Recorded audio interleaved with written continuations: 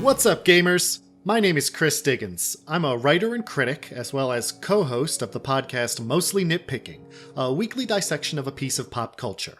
I've also got a newsletter called A Little Perspective on Substack, where I share critical essays I've written about movies, TV, video games, basically anything that catches my interest.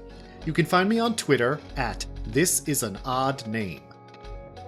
Remember the heady days of early video game Kickstarters? When the sheer myriad of possibilities, of long-dead genres reviving with original creators, alongside fresh new ideas by new voices, all intoxicated us with their seemingly endless promise?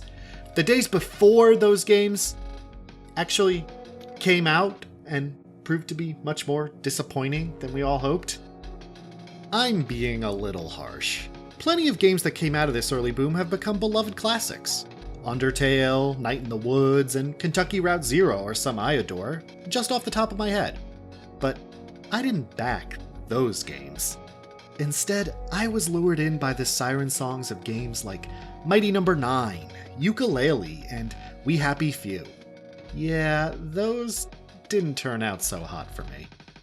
But there was another game that stirred my imagination during this time. It didn't have heavyweight game industry veterans behind it, like some of those Kickstarter games.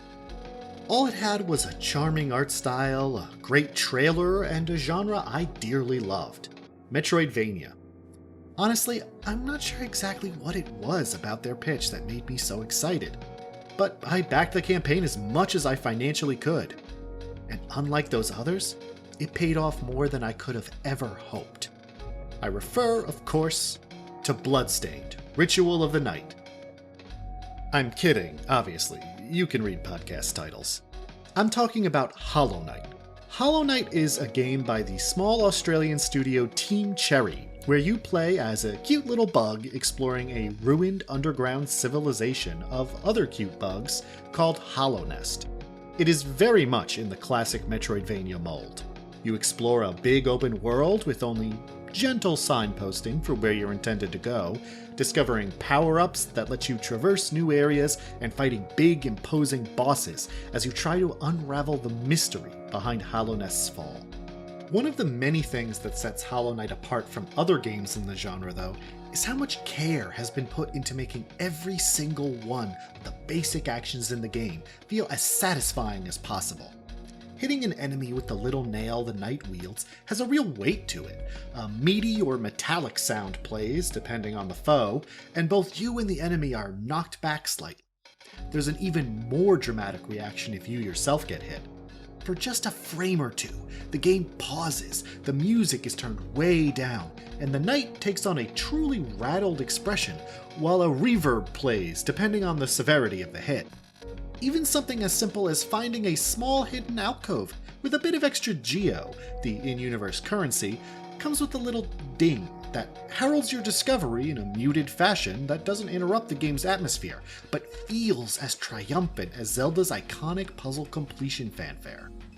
But Team Cherry weren't content with just polishing the basic mechanics of the Metroidvania to a mirror shine. There are innovations as well, new additions unlike any I've seen in the genre before. In a system that's drawn many comparisons to Dark Souls, you have the ability to heal yourself by concentrating a bit of magic the game calls Soul. You don't recover this resource by resting at little safe areas though, which in this game take the form of benches. Instead, you only get it back by hitting enemies.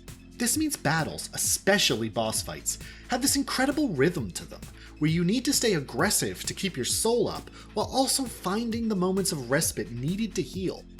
Or you can just be really good at the game and not get hit, in which case this system has something for you too. You see, the same resource can also be used for special, more powerful offensive spells. So in addition to the rhythm of the battle itself, you also have the competing interest of whether you play cautiously and save your soul for healing, or go all out and spend it on spells to end the battle sooner. It makes it so combat in this game is a constant push and pull between your competing interests and your own preference for style of play. Few games I've played get as tense as a tough boss in Hollow Knight when I'm down to my last hit and no soul, knowing if I can just get a couple good hits in, I'll be able to heal or blast them with a spell and maybe turn things around. But if I slip up, then it's all over. Yet my favorite innovation in the game has nothing to do with its combat. You see, Hollow Knight changes up how exploration works in these games. Like your usual Metroids and Castlevanias, there's a map that updates as you go, so you can see where you've been and if there's any passages you've missed. However, crucially, it does not update in real time. No, you can only even see a map of an area after you find the map-selling NPC there, and even then, it will only update with where you've been when you sit at a bench and the knight has a moment to actually draw all the rooms and corridors he's seen on his little map. This is, to me, absolutely brilliant in the way it balances the competing demands of making exploration feel mysterious and vast and exciting, while still being accessible and cutting down on frustration. When you enter a new zone, it feels alive with possibility. You have no way to track where you've been and have to find your way through sight and memory alone. Even once you find Cornifer, the friendly cartographer bug who sells you maps, you still need to find a bench before you can trace your steps and see what you've missed, if anything. It's the best possible marriage of that sense of discovery, of truly being an explorer, delving into previously unknown depths, with the ability to actually map said depths, the feeling that you can, with enough resolve, uncover the secrets and mysteries that await you here. Just as important to this sense of discovery is the atmosphere the game builds. And my friends, the vibes here are immaculate. Each area has its own unique flair that sets it apart from everywhere else and makes each new discovery feel new and exciting.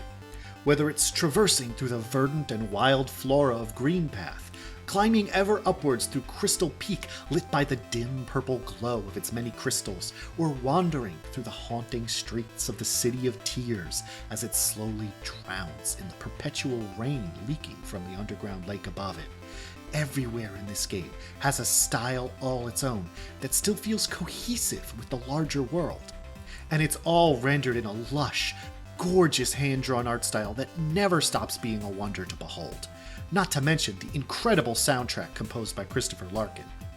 All of these elements build on and reinforce each other, creating a sublime feeling of melancholy that suffuses the entire game and leaves you with this pervasive sense of awe. And the game's writing! I almost hesitate to talk about it because discovering the game's secrets and unraveling its mysteries is so incredible that I don't want to spoil it for anyone. But the game is so skilled at leaving just enough tantalizing clues strewn about its environment to spark the imagination, to make you feel like you're just on the edge of understanding what happened. Each NPC bug you meet has their own personality, even as all of them are, in some way or another, sucked into the vortex of Hallownest, and the all-consuming drive to discover that it inspires in those who plumb its depths. It's not a game of single tone either. There are moments of hope, beauty, terror, joy, even comedy that balance out the melancholy and contribute to a world that feels fleshed out and real. But that melancholy always returns as each new discovery helps you understand the tragedy of what happened to the bugs of Hallownest. There's a real sense of sadness as you explore these ruins.